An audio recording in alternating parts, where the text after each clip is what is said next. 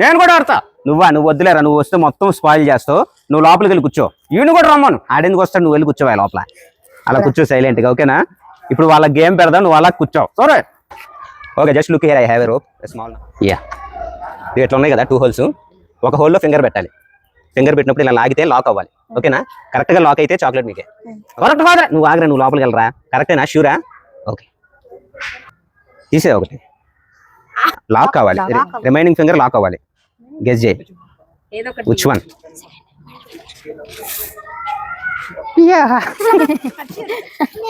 So ఓడిపోయిన వాళ్ళందరికీ chocolate. అది అక్కడ ఆ పిల్లలకి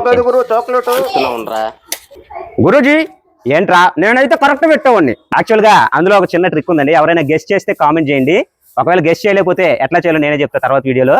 బాయ్ బాయ్, టాటా, మీ చాక్లెట్లన్నీ నాకు ఇచ్చేయండి.